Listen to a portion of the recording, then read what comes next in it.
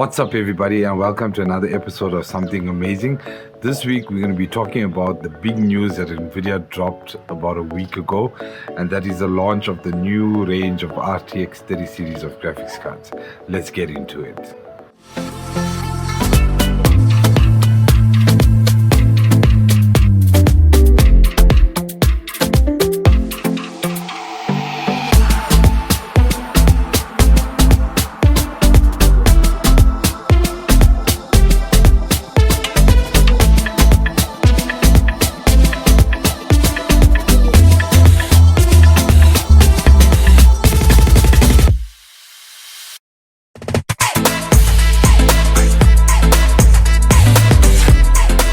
So last week, Nvidia obviously unveiled their new range of graphics cards that's going to be hitting us soon, and that is namely the RTX 3070, RTX 3080, and the RTX 3090.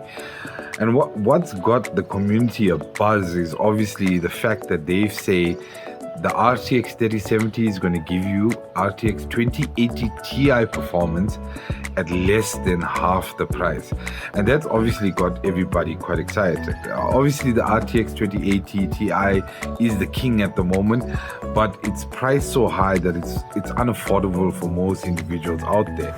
But obviously with the announcement of the new range of cards and giving that same performance at less than half the price, it's obviously got a lot of people excited. So in this episode, we just wanted to talk about obviously what our thoughts and our feelings around this whole launch are. And if you've not watched the launch video, I'll try and find a link of it and put it in the description box down below so you can check it out, where Nvidia goes into all the technical details of the new range of the cards, etc., etc.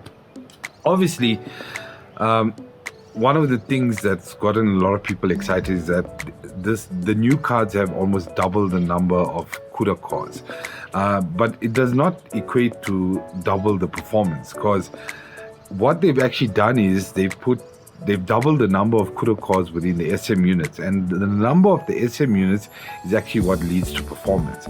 Obviously, Nvidia has made a lot of promises, and it sounds very promising, and actually I'm quite excited about it. But you know, we're still going to need to wait for the real world testing, such as benchmarks, and to see how they actually perform once they go out to reviewers. Unfortunately, here in South Africa, it's very hard to get a review sample of GPUs, and unfortunately, we've never gotten one in the past. But something that's always been very important for me, which is one of the reasons I went for the Strix 5700 XT, is a price to performance ratio. Obviously, what you pay for your GPU, you should get the best performance for that, and it's going to be really interesting to see what these GPUs get priced at locally.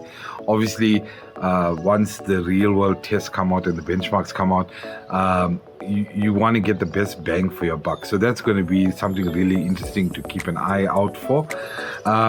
Yeah, but it's really exciting. And then something else to obviously consider is with the launch of these new cards, will the prices of the 20 series of the RTX range drop in prices, or will they still stay the same? They're probably going to be obsolete eventually at the end of the day, but it'll be interesting to see if those prices drop way down low, and that might be an option for people out there that are looking for a GPU. Obviously, we'll take into consideration a lot of factors down the line in terms of price versus performance, and we possibly might purchase one, and we might do unboxing and some review videos on the channel with those new cards as well. Something else to consider, these new cards, they seem quite power hungry, so they got a new design on the reference cards, which is quite interesting. If you haven't seen it, you should definitely check it out. But yeah, it makes use of a 12-pin power connector, and obviously the partner cards images have already come out on the internet from ASUS, where they redesigned the Strix cooler, and then obviously MSI, etc., with some cards using double 8-pin connectors, and then some cards also using a triple 8-pin connector. So obviously the power demands of these GPUs is much higher, and that's also something to consider when purchasing these these cards, whether your actual power supply that you have at the moment may be adequate, or maybe you may require a new power supply. Something else to also consider is the fact that a lot of the testing and the results it gave was over PCI Express 4.0, and a lot of people, actually myself included, haven't upgraded yet to PCI Express 4.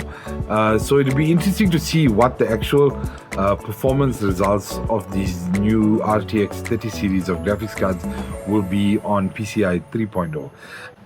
Obviously, if the gains aren't as much on over PCI 3.0, you probably would want to consider one of the older generation cards, because that's going to become your bottleneck. But yeah, it's still quite exciting, and obviously with the new drivers that will come out with the new range of cards, I hope this doesn't happen again though. When the RTX 20 series of graphics cards got launched, I found on my GTX 1050 Ti with the new drivers, the performance actually had dropped by like 50%, and there was a lot of talk on the internet, obviously, that whether Nvidia did that intentionally to make the RTX 20 series cards seem a lot stronger, but if you roll back your GPU drivers, you got your performance back again. But then also, you know, if you're on like Windows build 2004, yeah, the Windows updates, the demands go much higher. So obviously with the new drivers, yeah, that's a topic for a whole another episode anyway. Especially with the new update of Windows that came out, there's a lot of bugs in it, but hopefully they fix it soon. But that's also something to consider, and hopefully that doesn't happen again. But anyway, I hope you guys, just wanted to give you a brief overview of these new graphics cards and what our thoughts are. Please comment down in the comment section down below, and I want to hear what you guys think and what you have to say about the new graphics cards. Are you all excited about it? Are you all intending on getting them?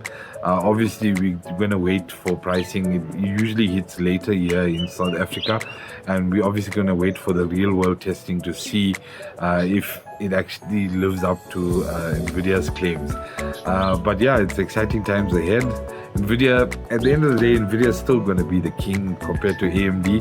AMD is still going to launch their new GPU later on this year, and hopefully it brings something else to the table, obviously to cater to was other individuals in the market that may want to go in that direction. But I still think Nvidia is going to be the strongest GPU out there. And if it lives up to the claims that they said in their launch video, it's really going to be a force to be reckoned with, and it's going to knock out all the competition out there. I hope you guys enjoyed this video. As always, please follow us on our socials, and if you like the video, give it a thumbs up. Please comment down in the comments section down below, and remember to subscribe, and we'll see you in the next one.